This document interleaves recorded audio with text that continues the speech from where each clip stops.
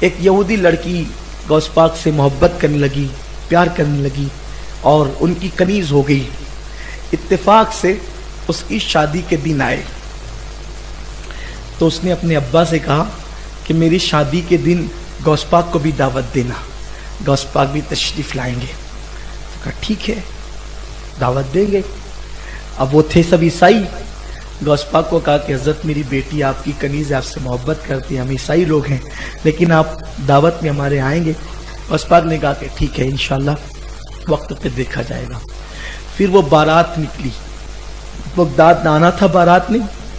اب جب بارات نکلی تو راستے میں ڈاکوؤں نے اس کو قتل کر دیا، دولہے کو ہی قتل کر دیا۔ تب بارات کی بجائے جنازہ آ گیا۔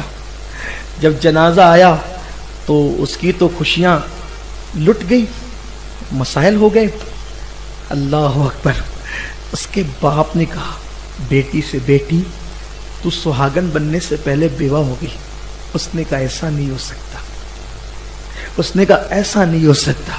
کہا بیٹی اس کا جنازہ آ رہا ہے تیرے ہونے والے شوہر کا، اس کی گردن کاٹ لی گئی، اس کی روح نکاح، ایسا نہیں ہو سکتا، میں غوث پاک کی کنیز ہوں، میرے گھر سے خوشیاں کبھی روٹ نہیں سکتی، میرے گھر سے خوشیاں کبھی روٹ نہیں سکتی، میں غوث پاک کی کنیز ہوں، مصیبت میرے دروازے پہ آ نہیں سکتی، میں غوث پاک کی کنیز۔ کہا بیٹی وہ مر گیا ہے، اس کا باپ نہیں جانتا تھا غوث پاک کی شان کیا ہے۔ کہا کچھ بھی کرو وہ جنازہ ابھی اٹھانا نہیں جب تک کہ میں مدرسہ قادریہ اور خانقاہ قادریہ میں حاضری دے کر کے نہ آؤں۔ تو کہا بیٹی وہ مر گیا، اس کی آخری صورت دیکھ لے۔ کہا نہیں، جب تک غوث پاک کی خانقاہ میں نہ جاؤں اس وقت تک کہ میرے ہونے والے شوہر کا جنازہ نہ اٹھایا جائے۔ اس کے بعد اس کو لے جایا گیا، خانقاہ میں گئی، مدرسہ قادریہ میں میرے مرشد غوث پاک درس دے رہے تھے، قدموں پہ گر گئی، کہنے لگی مرشد میں نے تو محبت آپ سے کی ہے، میں نے تو الفت آپ سے کی ہے، یہ اور بات ہے میرا مذہب عیسائی ہے،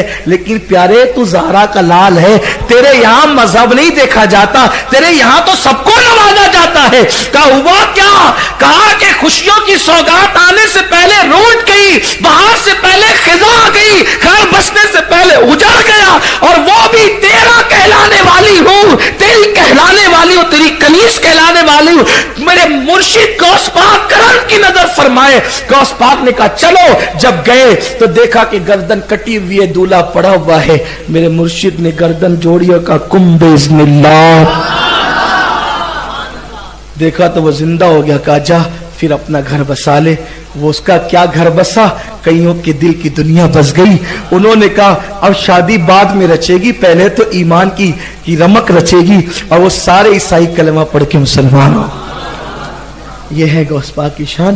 اس لیے غوث پاک کا محبت کا ماحول گھر میں پیدا کرو، بچے کو غوث پاک کا عاشق بناؤ، اپنے بچوں کو یہ واقعات سناؤ، اپنے بچوں کے ہاتھوں میں غوث پاک کا دامن پکڑاؤ، اپنے گھروں کے اندر بچوں کو سکھاؤ بیٹا گرتے وقت یا غوث المدد کہہ لیا کر، ہڈی نہیں ٹوٹے گی۔ ہاں یہ مذاق کی بات نہیں ہے، یقین پیدا کرو۔